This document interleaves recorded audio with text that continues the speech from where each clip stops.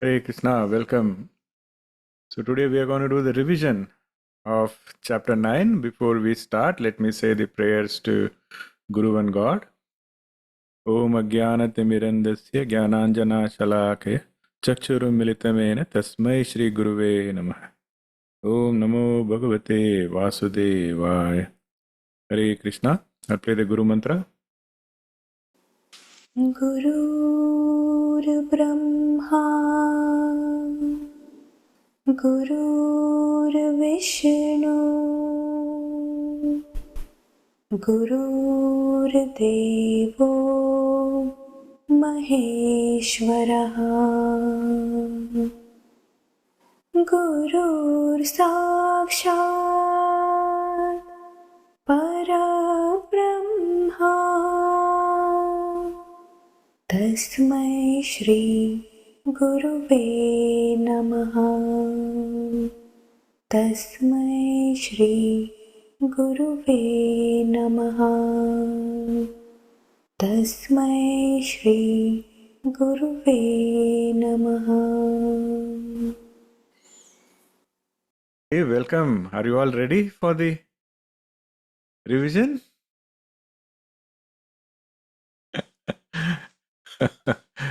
Okay. So let us start. The first question. Why are the teachings in chapter 9 called the king of education? Suchita ji? Yes, Guruji. The ninth chapter of Bhagavad Gita is regarded as the king of education, that is Rajavidya, because it encapsulates the essence of all the philosophic and spiritual teachings explained in the previous chapters. In this profound discourse, Lord Krishna unveils the secret of true devotion and the means to realize the ultimate truth, guiding the sincere seeker through the maze of worldly illusions and attachments. The verses in this chapter illuminate the path of surrender, where the devotee offers their entire being to the divine, transcending the boundaries of ego and desire. By relinquishing the false sense of ownership and doership, the devotee opens themselves to the transformative power of divine grace, allowing the Supreme Lord to guide their actions and thoughts.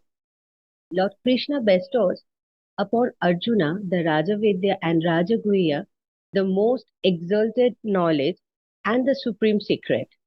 This wisdom is profoundly purifying Pavitram, surpassing all other forms of knowledge in its ability to lead the seeker to direct realization of the divine truth. It is the embodiment of the highest purity, capable of dispelling ignorance and revealing the true nature of self and supreme. Remarkably, Lord Krishna emphasized the sublime knowledge is essential to those who are devoid of asuya, that is jealousy or malice. This highlights the importance of cultivating a simple and pure heart free from negative emotions and selfish motives. Only a mind which is not corrupted by envy and hatred can truly grasp and assimilate the profound spiritual truths revealed in this chapter. The teaching in chapter 9 are the crowning jewel of spiritual education because they provide a comprehensive roadmap for the journey of self realization. They bridge the gap between intellectual understanding and experimental wisdom, enabling the seeker to develop an intimate and loving relationship with the divine. Though the practice of pure devotion are detailed in this chapter, the devotee discovers the joy of surrendering to the divine will and experiences the blissful union with the Supreme Lord. The path of bhakti, so beautifully explained in this chapter, becomes the key to unlocking the mysteries of the universe and releasing the ultimate purpose of human existence. This is called the king of education because it offers the most profound and transformative knowledge, guiding the sincere seeker towards the realization of their true nature and the attainment of eternal bliss in the loving embrace of the divine. Hare Krishna. Hare Krishna. Thank you so much. So, did everybody understand? It was a so if you have to explain in like 2 or 3 lines, how would you explain? If somebody asked you, why is ninth chapter called the king of education? Would you be able to say 2 or 3 lines? Yes, Deepaji, you were saying something? Because it's considered as a confidential knowledge. I mean, that's the crux of it, right? Confidential is one aspect, Raja Guhya, and then Raja Vidya. So it is king of knowledge as well as confidential knowledge. So the key is to kind of understand the crux, because this is the most important knowledge. What is the ultimate goal in life? Is realizing the divine and forming a connection with the divine. And how do you do that? Through Bhakti Yoga. How do you practice Bhakti? That is what is in 9th chapter. So that is why it is a king of education, because it aligns you with the ultimate goal of life and teaches you what you need to know to align with that. So, okay, thank you, Suchita. What are the real qualifications to receive the knowledge of pure bhakti and direct realization of the Supreme, Tanujaji? Hare Krishna. In the chapter 9 of Bhagavad Gita, Lord Krishna discusses the profound knowledge of pure devotion, that is bhakti, and direct realization of the Supreme Lord. According to the Lord Krishna, qualifications for receiving this knowledge include unwavering faith, sincere devotion, surrender to the divine, humility, and a desire for selfless service. Additionally, one must have a pure heart free from selfish desires and material attachments. This knowledge is granted to those who earnestly seek it with a pure and open heart and ready to follow the path of devotion and righteousness. So this is the crux of this particular question. I have a big explanation after this. Krishna's teachings are not just intellectual knowledge, that is jnana, but include experiential understanding, that is vijnana, emphasizing the importance of living and experiencing the truth personally. This knowledge, deeply rooted in dharma, is not only the key to liberation, that is moksha, from all that is inauspicious, but is also marked by its simplicity in practice and its eternal nature, offering a path that is joyous and infinitely rewarding.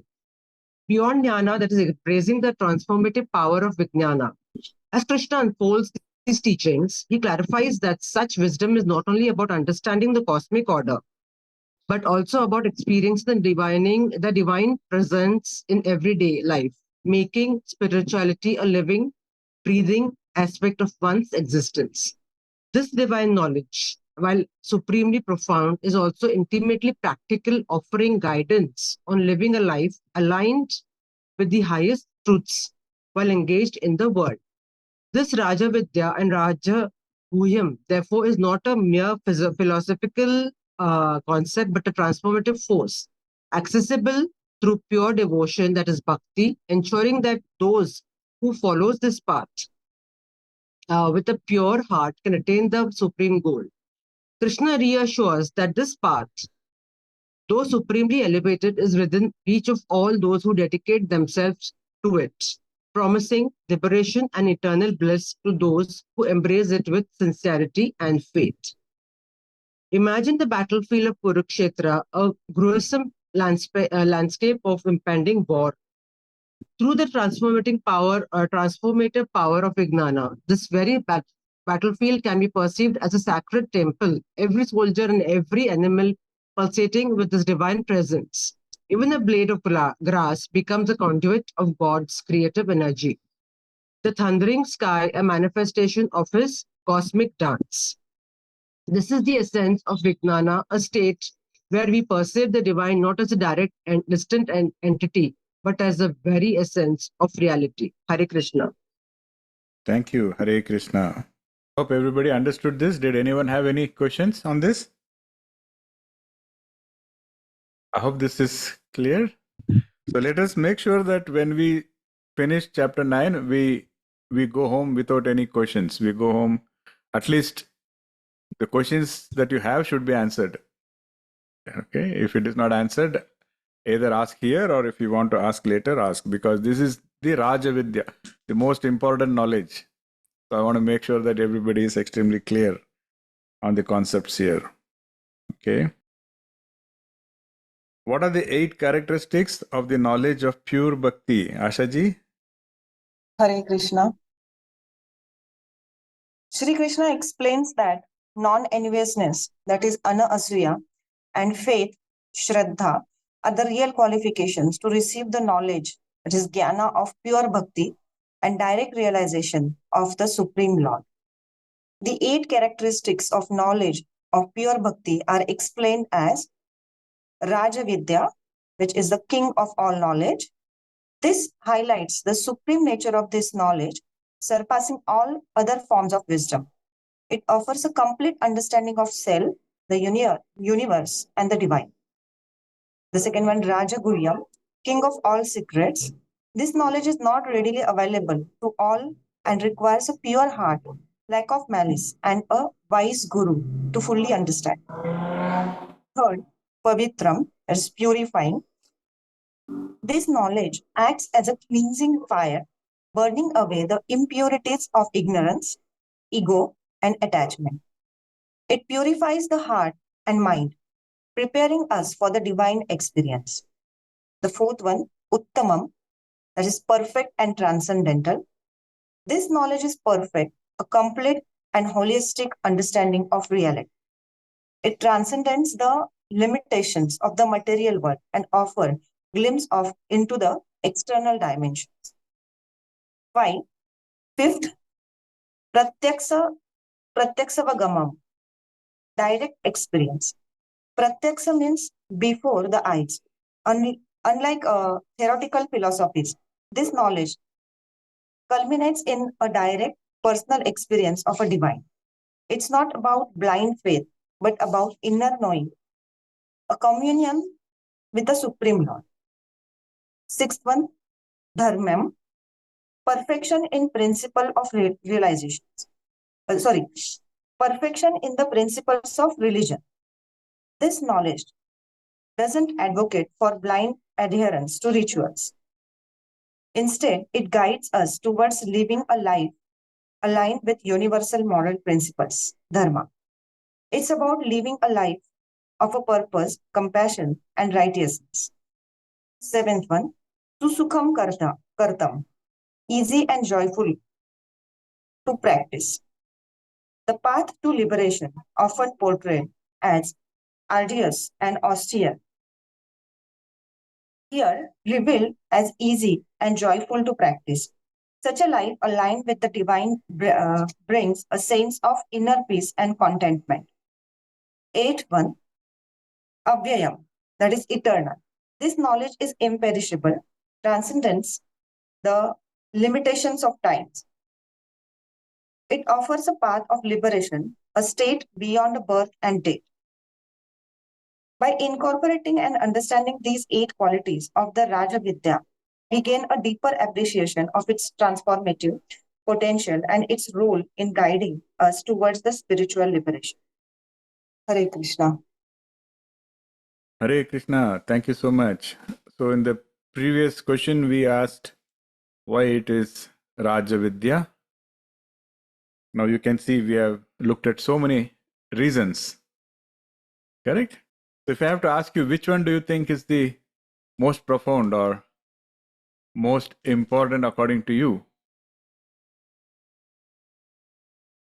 It's Raj Vidya. Pratyaksha Vagna. Pratyaksha Vagna. Teacher Walker. What Any are the other- experience you are getting Direct out of that one? Okay. Any other answers? All are important, but Pratyaksha Vagna. Excellent. You are right. Deepaji, Lakshmiji, awesome work. You deserve celebration. Hare, I got to celebrate every time. No, I was wondering why that coming like a Deepavali, no, the patas. Yeah. So, Pratyaksha Vagamam, that should be the goal. And this Raja Vidya, Raja Guhyam will take us there. So we say Jnana, Vijnana, and when we say Vijnana, then Vijnana has to actually result in Pratyaksha Vagamam, where you are able to directly experience. So let us not stop or let us not wait until that goal is reached. Till we reach that goal, we are not done. So if somebody asks you, have you finished chapter 9? No. Because I think you will not finish chapter 9 for most of our lives. Until we get Pratyaksha Vagamam, chapter 9 is ongoing, okay? Okay. Now, Sri Krishna mentions 3 kinds of jnanis who worship him. Can you describe them? Ekansh is here. Yes, Ekansh, thank you for Yes, joining. Guruji. So Ekansh is sitting in a hotel in Thailand, but he's still taking the time to join. I appreciate that. Please go ahead, Ekansh. Thank you, Guruji. Hare Krishna, everyone. Hare Krishna. So, in Bhagavad Gita, in chapter 9, Shri Krishna explains 3 types of jananis. So, before we start, the 3 types of jananis are It is Ekatvana. jnanis, Ekansh. Jnanis? Okay. Yes. Jnanis, Ekatvana, Pathakvana, and then Vishwada Mukham. So Ekatvana is the worshipping Krishna is in oneness. So these jnanis believe that the philosophy of non-dualism, that is Advaita Vedanta, that means every soul, every individual soul, Atman and the Supreme Soul are one and the same. They see themselves as identical with the God and believe that the ultimate reality is in singularity and undifferentiated consciousness. Every human is a singular consciousness related to the Krishna, according to them. And then, uh, so they do a lot of meditation and self inquiry and contemplation to achieve the realization of the oneness with the divine. For them, the realization involves realizing their inherent divinity and merging with the absolute truth, which they consider to be Shri Krishna himself. So the Prathakevna, worshipping Krishna in diversity. So these jnanis worship Krishna, they worship variety of different demigods. They consider these all demigods to be the part of the divine, that is Shri Krishna himself. So they follow certain ritualistic worships, offerings, and prayers to different forms of Krishna, seeking blessings, protection, and fulfillment of their desires. While they may worship various demigods, and they ultimately acknowledge Shri Krishna as the supreme being and the source of all other divinities. So Vishwata Mukham is worshipping Krishna in the universal form, that is Vishwarupa. In each and every, these jnanis see every atom, every electron, proton, every small and the tiny thing in this world is part of that divine, and it is divine itself. So it could be said that they see divine in everything and everything is in the divine. So understanding that Krishna is the ultimate substrum of all the existence. So they consider that Krishna has created every part of this planet Earth. So their worship involves contemplating the vastness and grandeur of Krishna universal presence and surrendering to his all pervading nature. Sri Krishna acknowledges and appreciates all the different paths and all the different paths and perspectives of worship. He knows that each individual have different inclination and capacity and different understanding, and he accepts their devotion and worship accordingly. However, Krishna also emphasizes that regardless the path chosen, the ultimate goal should be Krishna. He encourages devotees to cultivate personal relationship with him, personal understanding with him, so personally surrendering our hearts and minds to the divine, that is Krishna. By recognizing the diversity in the worship, the various paths leading to him, Shri Krishna demonstrates his compassion and inclusivity, our bhava is what actually matters. He accepts and reciprocates the love and devotion of all sincere seekers, guiding them towards spiritual realization and ultimate union with Him. Thank you, Hare Krishna. Hare Krishna, thank you so much. Excellent. So, as you can see, Krishna is speaking about, Samadarshana. He says, all humans, animals, everything, he's encouraging us to see him. And then he's talking about, man, woman doesn't matter. And then he talks about your mindset, all these different perspectives, all these different ways, everything is fine. So, in today's world, people fashionably talk about diversity and inclusion, but as you can see, Krishna has practiced and preached diversity inclusion more than 5,000 years ago. So that is the true nature of Sanatana Dharma, which is respecting diversity and inclusion at its core. So excellent. So in 9.26, Krishna says that he accepts even the simplest offerings when made with love and devotion. So how does this verse challenge the notion that spiritual practice requires elaborate rituals and offerings? Lakshmiji? Hare Krishna. Thank you for giving this wonderful question. In verse 9.26 of the Bhagavad Gita, Lord Krishna makes a compelling point out about the nature of devotion. He explains that simple offerings given with genuine devotion are dear to him, emphasizing that sincerity matters more than the scale or expense of the offering. This idea challenges the common belief that spiritual growth requires elaborate rituals or costly sacrifices. Instead, Krishna places the focus on bhakti or loving devotion as the heart of spiritual connection.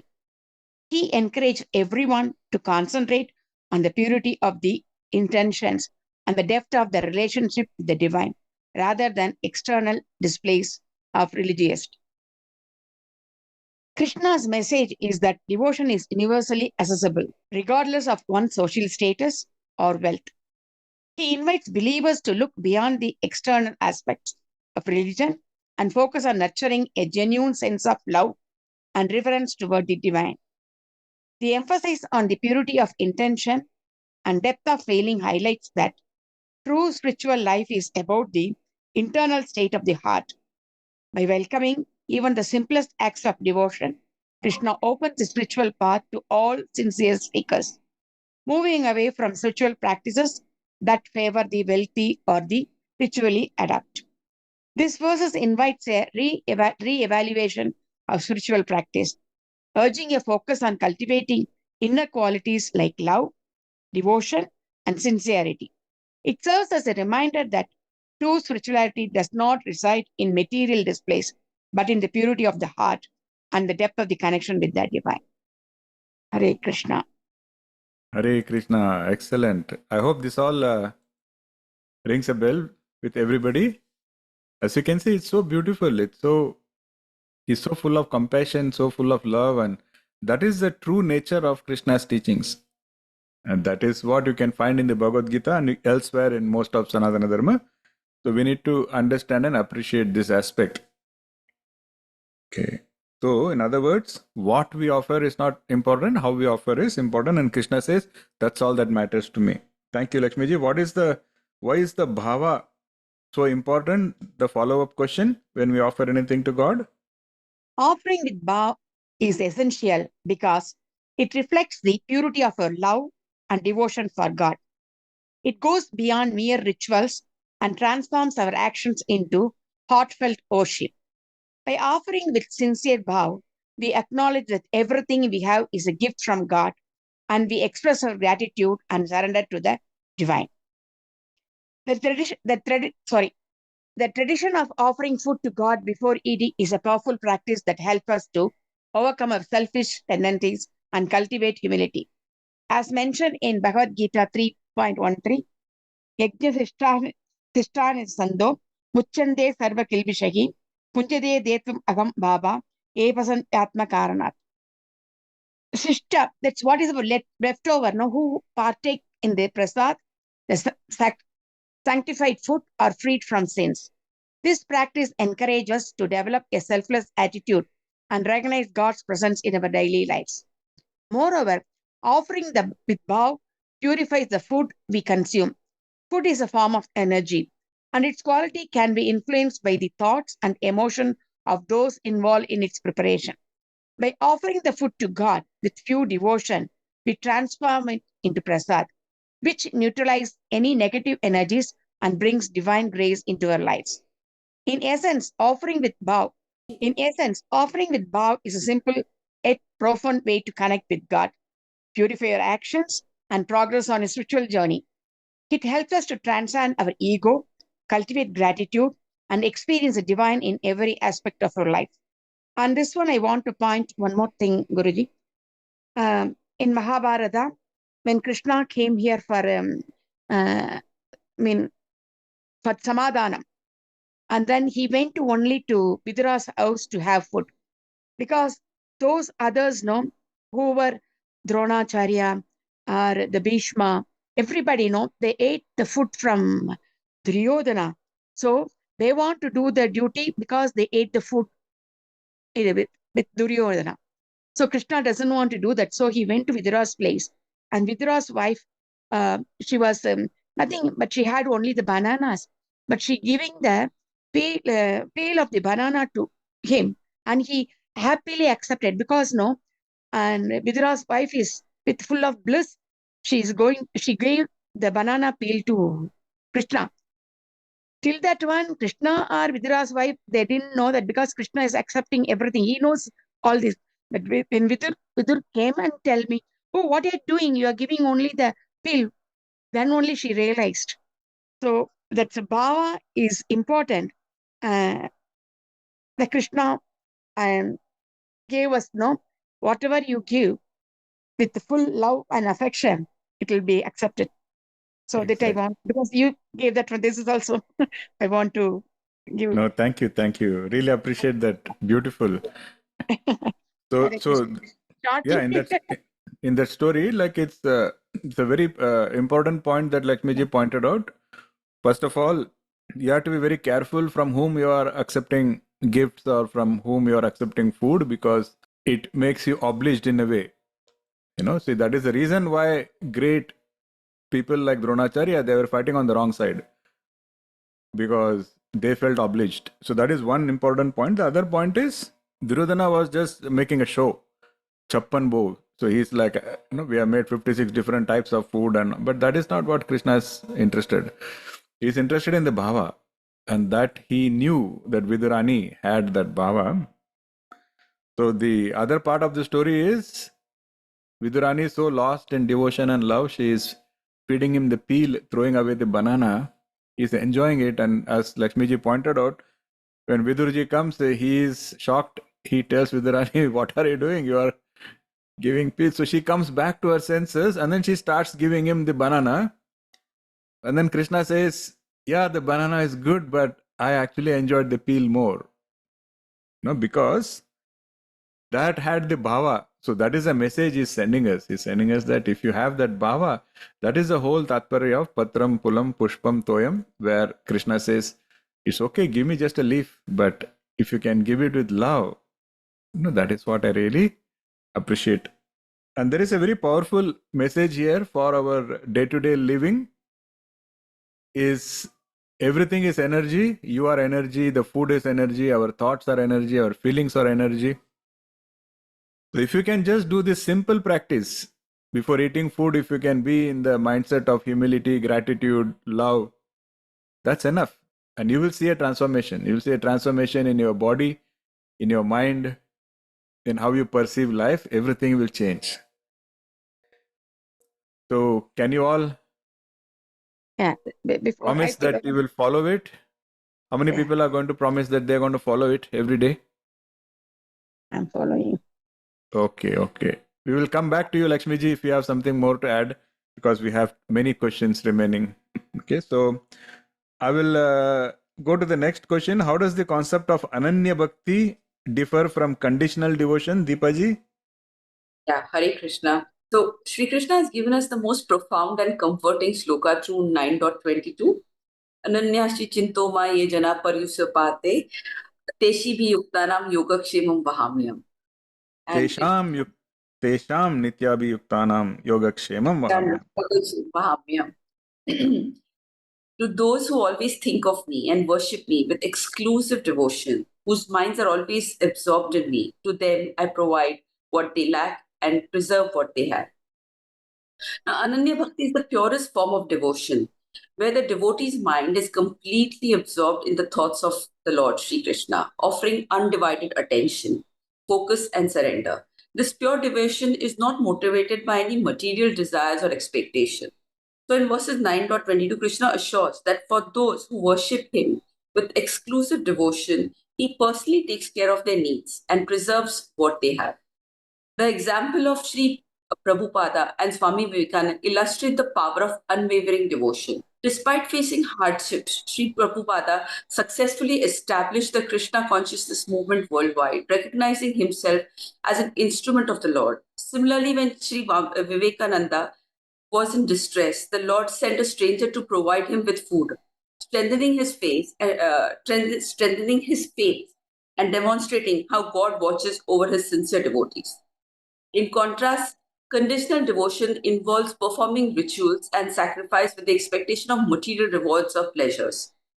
Verses 9.22 explain that those who follow this middle path may temporarily enjoy the fruits of heavenly planets, but once their merits are exhausted, they return to earth.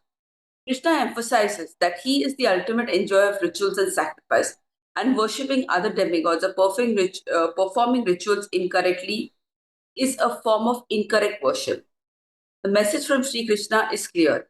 Unwavering devotion leads to divine grace and liberation from the cycle of birth and death, while conditional devotion keeps one entangled in the material world. True devotion should be offered to Sri Krishna with pure love and surrender, without any expectation or conditions. By cultivating Ananya Bhakti, one can experience the ultimate joy of divine communion and transcend the limitation of material existence.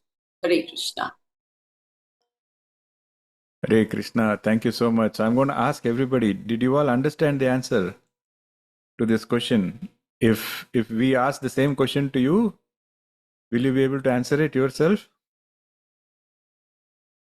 Well, I'm not going to make you answer now, but all I'm saying is the answer making sense? If it is not, please reflect on it again, because this is pretty much the central theme of this chapter, Ananya Chintan, Ananya Bhakti. So this is the core, this is the crux of the whole mechanism or the whole method of Bhakti Yoga. So if you can understand 9.22, I would say you have understood chapter 9 and you have pretty much understood how to get that Pratyaksha Vagamam. That is what Deepalaji maintained. So how do you get Pratyaksha Vagamam? Not through reading the Vedas, not through becoming a scholar.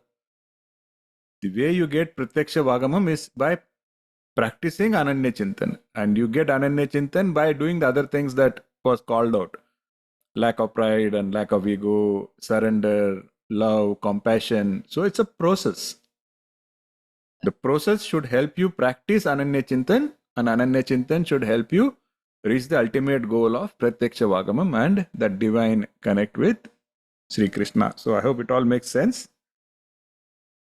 So we'll go to the next question, and feel free to raise your hands or ask any questions. As I said, chapter 9 is probably the most important for us when we are practicing Bhakti Yoga. So it's okay if you want to take more time and revise it more. I'll encourage that. Okay. So we'll go to the next question. What are the benefits of cultivating Ananya Bhakti? So we just what I explained now, we can go a little deeper. Deepaji, I think you can go a little slower in your answer. Okay. Yeah. So in continuation with the previous answer with regards to those who follow the middle path, our Lord Sri Krishna shared profound explanation in Srimad Bhagavatam 10.88.8.10. The synopsis as follows. First, he will take the wealth away, and so the relatives will abandon such people. It is at this time the same people will turn towards God and become devotees. And when they begin engage in Ananya Bhakti, the Lord showers his mercies upon them. Now, cultivating Ananya Bhakti or unwavering devotion in one's spiritual journey brings immense benefits, and here are some of the key advantages. You get divine protection. As mentioned in verse 9.22, Sri Krishna personally takes care of the needs of his devotees who practice Ananya Bhakti. He ensures their well being and protects them from obstacles and difficulties on their spiritual path. The second one is freedom from material bondage. Ananya Bhakti helps one transcend material desires and attachments. By focusing solely on Sri Krishna, the devotee gradually becomes detached from the temporary pleasures of the material world, leading to spiritual liberation. Third one is purification of the heart. Practicing unwavering devotion purifies the heart and mind. It helps eradicate negative qualities such as anger, greed, and envy, and replacing them with divine love, compassion, and humility. The fourth one, constant remembrance of the God. Ananya Bhakti keeps the devotee's mind constantly absorbed in thoughts of Sri Krishna. This continuous remembrance strengthens the devotee's connection with the divine and deepens their spiritual realization. The fifth one, experiencing divine love. Through Ananya Bhakti, the devotee experiences the bliss of divine love. This unconditional love surpasses all material pleasures and brings a profound sense of fulfillment and joy to the devotee's life. Sixth one, spiritual enlightenment. Unwavering devotion ultimately leads to spiritual enlightenment. By surrendering completely to Sri Krishna and dedicating one's life to his service, the devotee attains the highest goal of self realization and union with divine. The seventh one, grace and miracles. Ananya Bhakti attracts divine grace and can manifest miracles in the devotee's life. Just as Swami Vivekananda experienced divine intervention during his time of distress, sincere devotees may witness extraordinary events and blessings in their lives. And the last one is inner peace and contentment. Practicing Ananya Bhakti brings inner peace and contentment. By surrendering to Sri Krishna's will and trusting in his divine plan, the devotee remains unaffected by the ups and downs of life, experiencing a deep sense of serenity and satisfaction. Cultivating Ananya Bhakti is the key to unlocking the treasures trove of spiritual benefits. It is the path that leads to divine love, protection, enlightenment, and ultimate liberation from the cycle of birth and death. And by dedicating oneself wholeheartedly to Sri Krishna and offering pure unconditional devotion, one can experience the transformative power of Ananya Bhakti and attain the highest goal of human existence. As a concluding statement for a spiritual journey, and as Guruji has highlighted this in Pragma 10, seeing Krishna in everything and everyone, practice devotion and humility and with consistency. Hare Krishna. Thank you, Deepaji. Hare Krishna. So we just kind of went through and covered the core message of Ananya Bhakti. Is it clear? Everybody gets it? Or somebody still having questions on this? Crystal clear. Crystal clear. Awesome. I'm so happy to hear that. Yeah. Is it crystal clear for everybody? This reading itself was very, very this thing. I felt it. I felt it. Even if one person gets Pratyaksha Vagamam, I think the goal is reached. So I will be super happy. Yeah, all I'm saying is don't approach this as we approach any other topic. It's not about mentally getting it, it's about getting it in the heart. So as Deepaji said, when we talk about, divine protection, you have to feel it. It is there. The divine protection is there. The problem is, because Krishna always says that he will not force you. He cannot, because that is the law of the universe that he has created. According to those laws of the universe, Krishna cannot pick you up and put you somewhere else. But Krishna can tell you that you are going on the wrong path. And it is up to us to listen to it. But we have a free will. We have a free will to say, I'm not going to listen and I'm going to go in the wrong path and I am going to fall. But that is up to us. So what I'm saying is that divine protection is always there, but once you practice Ananya Chintan, you will be able to feel it. You will be able to sense it. Just like that, when we say divine love, you have to feel it. Grace and miracles, you have to, it is happening all around us, but we have to notice it and we have to appreciate it. That is what is most important. Okay. In verse 9.30, Krishna assures that even the greatest sinners can be purified through devotion. So it should be encouraging to all of us, right? We are all sinners, but Krishna has assured that even the greatest sinners can be purified. So how does this message offer hope and inspiration for, first of all, do any of you feel burdened by your past actions? Do we have anybody here who thinks, I should not have done some things, or I could have done better, or yes, okay, I will raise my hands also. There are so many things that I always feel that, but the message, Krishna's compassionate message is, it's okay. Doesn't matter what has happened so far, doesn't matter what is the burden of the past actions upon you. Resolve now. Resolve now to do Ananya Chintan. Resolve now to understand how to reach me, and resolve now to not stop until you get Pratyaksha Vagamam. And that is his beautiful assurance. So I think this question is going to Kalpana ji. Yes. Hare Krishna. One of the famous stories from our scriptures, apart from many others, is the story of Valmiki. Valmiki had accumulated many sins and was a thief in his previous birth. Based on his sinful past, he was not even able to utter the two syllables Ra, Ma. His sins prevented him from taking the divine name.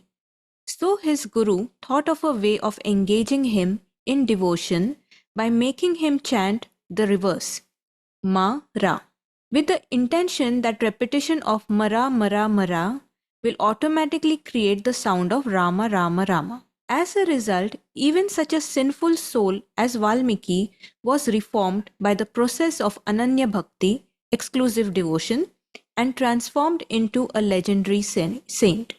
Valmiki is a huge source of inspiration for many and a proof that there is hope for even the worst of sinners. When the mind is constantly absorbed in Krishna and his bhakti, it purifies the heart. Ananya Chintan shifts our energy at a very cellular level, causing our vibrations to rise.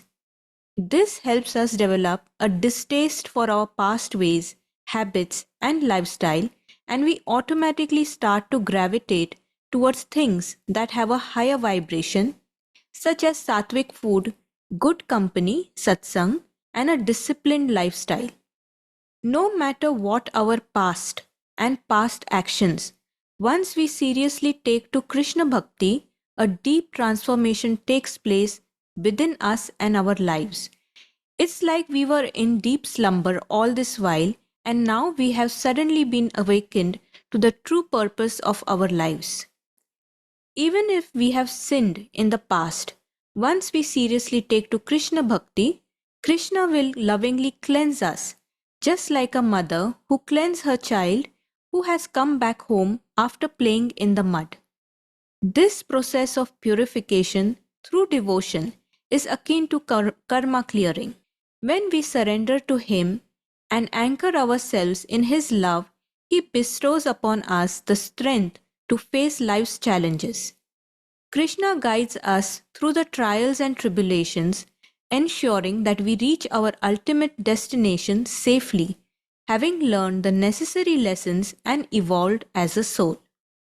Once we make Krishna and Krishna Bhakti the center of our lives, our entire existence undergoes a profound transformation, and we no longer feel the desire to return to our old ways of being and living.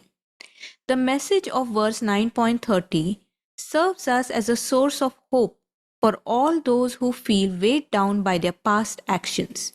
It reminds us that through sincere devotion and surrender to Krishna, we can experience a complete transformation regardless of our past. By embracing Krishna Bhakti, we embark on a journey of purification, self discovery, and ultimately union with the divine, leaving behind the burden of our past and stepping into a brighter, more fulfilling future. Hare Krishna. Hare Krishna. So encouraging, So I hope it's all making sense to all of you. I think we should keep evolving and we should keep, increasing the method we use. So in other words, I think in the next time, I may probably have one more revision of chapter 9, in my opinion. It depends on how you feel. It doesn't have to be immediately like today or tomorrow, but whenever you are comfortable. And in that revision, we will have questions, but we will not have written answers. So everybody has to give the answer without looking anywhere. I think that will be the ultimate, Yeah. Where it will come from your heart, where you will just feel that, yes, I get it. And the questions will be simple. The questions will not be about terms and techniques. It will just be about what do you understand, how do you feel, what do you think we need to do, and all of that. If you are all okay with it, send me a message, and we will try to have that session where everybody, we can do a lot of creative things there, because I want to really make sure that this chapter 9 becomes internalized so much that it becomes a part of your life. Okay, that's very, very important. I want to tell one thing, Guruji. The Kalpana ji was reading this one, no? Because the sins, no? The same thing, no? She used to say the forgiveness, no? That it was coming to my mind. So we have to ask for forgiveness to the... Oh, yes. That is the one came to my mind. And then the way you read also, it takes me to that. Thank you. Really. Thank you, Lakshmiji. Thank you so much. Yeah. Okay, so Krishna is declaring in 9.31 that his devotees shall never perish. So what does that mean to you? How can this assurance provide strength and resilience during times of adversity? That's the whole point, right? I mean, Krishna gave his assurance, but is it providing strength and resilience to you is the question. So Minalji, you want to try that? Yeah. Hare Krishna.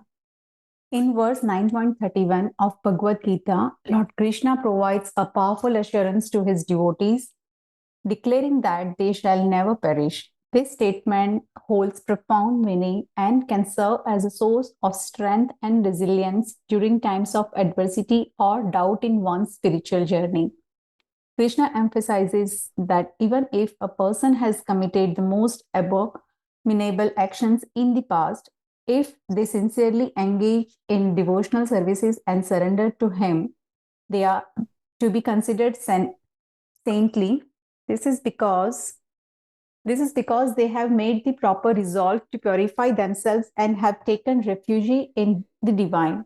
The Lord's assurance highlights the transformative power of Bhakti Yoga, the path of devotion. Unlike other forms of yoga that may require specific qualifications or prerequisites, Bhakti Yoga is accessible to all, regardless of their past actions or current circumstances. It is a path of love, surrender, and purification where the devotee's sincere efforts to connect with the divine are paramount. When we resolve to practice pure and constant devotion to Lord Krishna, surrendering our actions and their fruits to Him, He becomes our protector and guide. Krishna promises that such devotee will quickly become righteous and attain lasting peace. This assurance provides immense comfort and strength, knowing that the Lord is always with us, supporting our spiritual growth and ensuring our ultimate well being. During times of adversity or doubt, remembering Krishna's word can serve as a source of hope and resilience when faced with challenges or obstacles on the spiritual path. We can draw strength from the knowledge that by remaining steadfast in our devotion and surrendering to the Lord's will, we are under His divine protection. This faith can help us navigating through difficult times, knowing that our efforts are not in vain and that the Lord is guiding us towards our ultimate goal of God realization. Moreover, Krishna's assurance highlights the power of complete surrender, Sharanagati. When we offer ourselves fully to Lord, trusting in His divine plan and seeking refuge in Him, we open ourselves to His grace and guidance. This surrender allows us to transcend our limitations and doubts as we place our faith in Lord's infinite wisdom and compassion. To emphasize the importance of this truth, Krishna asked Arjuna, his dear devotee, to boldly declare that his devotee never perish. This act of declaration not only reinforces the message but also showcases the unshakable faith that a devotee should have in the Lord's protection. In times of difficulty, chanting the holy name of the Lord can serve as a powerful tool for invoking the Lord's presence and seeking His divine intervention. The mantras act as a bridge connecting the devotee's heart with the divine and serves as a constant reminder of the Lord's love and protection. Hare Krishna. Thank you, Minalji. This was another very important question is how can we draw strength? How can we draw inspiration from these teachings? And I think you have beautifully covered all aspects. If I have to ask you, give me one word which is the most important aspect of your entire answer. What should we have in order to feel the divine protection, divine love? It's a faith in divine power. Excellent. Yes. That makes all the difference. Do you have the faith or are you still intellectualizing? Are we still running behind band-aids? Are we still running behind, somebody says, I'll give you a taviz, somebody says, I'll give you a mantra, somebody says, I'll give you a crystal, million different things. Are we still doing that or are we just having faith that my Ananya Bhakti is going to be the most important? And if I have Ananya Bhakti, Krishna's protection is guaranteed. That faith has to come. And when the faith comes, everything else will make sense. So thank you so much. In 9.27, Krishna encourages to offer all actions and their fruits to him. How can this practice transform one's attitude towards work and daily responsibilities? Simranji? Yeah, Hare Krishna. Thank you for the question.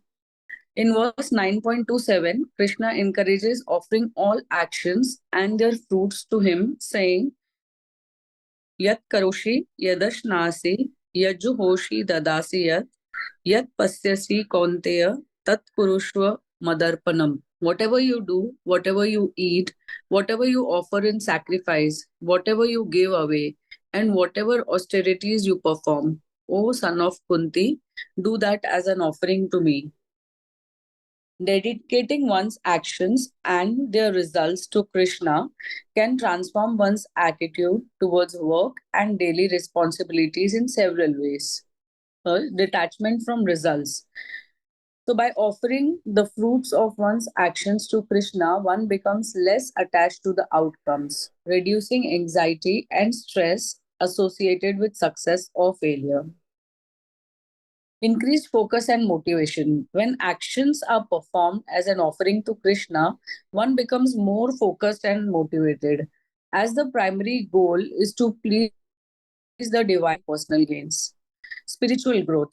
Consistency dedicating consistently dedicating one's actions to Krishna helps develop devotion and surrender, leading to spiritual growth and a deeper connection with the divine.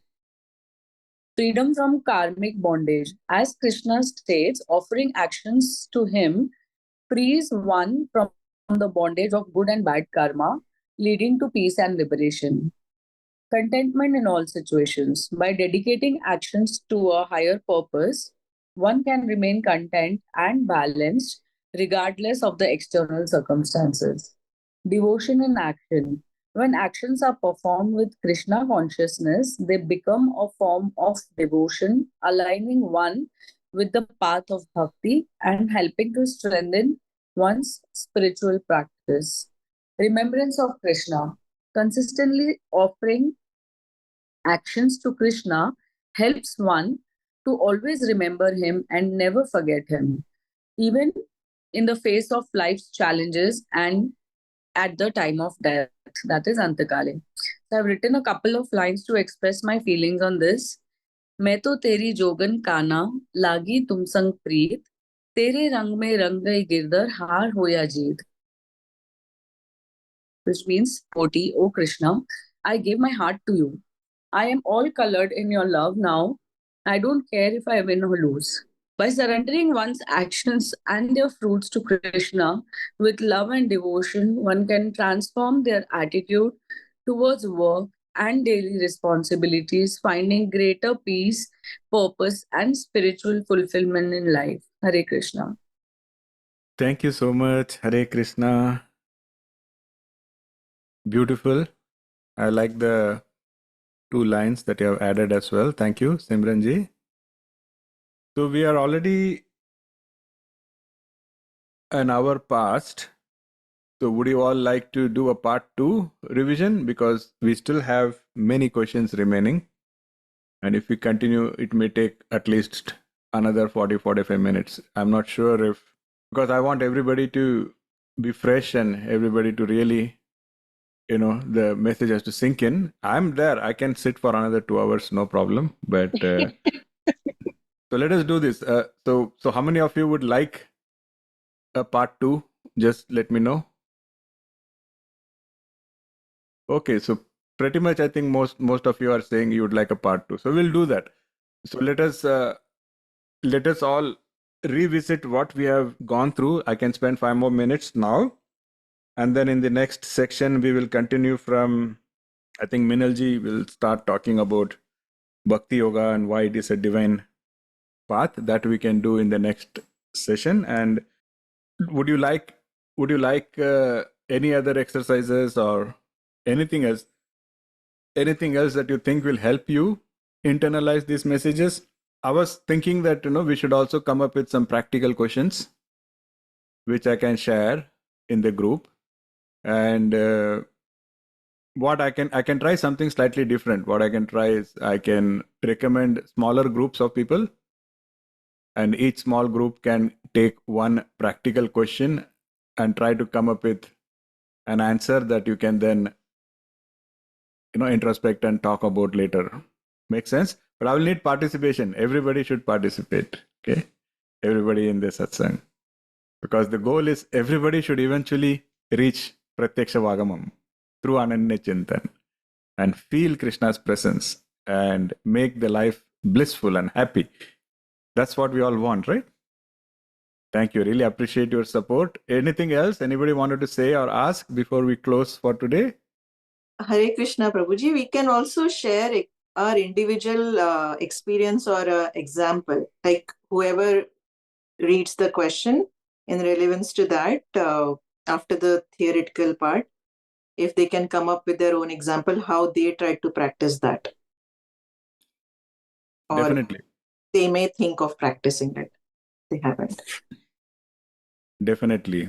It is just going to be a challenge making sure we are all aligned with the subject, because once we totally understand what we are talking about, then it becomes easier to relate our experiences. Otherwise, but sure, I think we can try that also.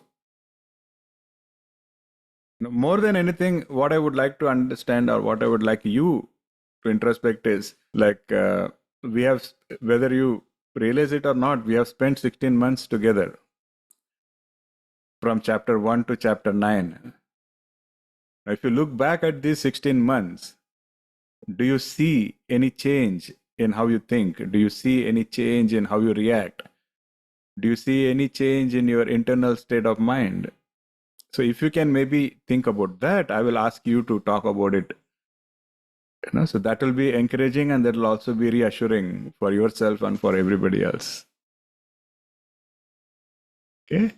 And of course, if you look at your past 16 months, I'm sure some of you have faced challenges as well, because that is the nature of Bhakti Yoga, right? When you are in Bhakti, that is a litmus test. If everything feels rosy, that means you are on the going downhill. If you are climbing uphill, definitely there has to be some perspiration, there has to be some tiredness, there has to be some, that is what means you are going uphill, and our goal is to reach the peak. Okay, so thank you once again, my dear Satsang family, and for all your efforts and support. May Krishna's presence always be felt. See you all in the next session. Hare Krishna. Hare Krishna. Guruji, Hare yeah, Krishna. coincidence, Hare we are Krishna. half here and here also. Simran, your voice is breaking. What were you saying? I was saying that it is a coincidence in Narayanyam also we are halfway, and here also we are halfway. Ninth chapter. Oh, yeah. That is such a nice observation. Correct. In Narayanam also we are exactly halfway. This is the We are half of 50 it. out of 100, and here we are exactly halfway, 9 out of 18. What are the odds Odds. that? Yeah, beautiful. Thank you for noticing, Simranji. Kadashi today, so it's nice. Yesterday it was an Kadashi also. Yeah, see, this is a lifelong journey, and I do have some lot of ideas on how we can keep evolving.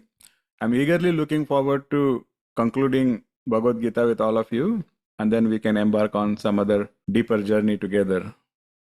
So Hare Krishna, thank you once again. Hare Krishna. See you all in the next session. Yeah. Hare Krishna. Hare Krishna. Hare Krishna. Hare Hare Krishna. Krishna. Hare Krishna. Hare Krishna. Hare Krishna. Hare Krishna.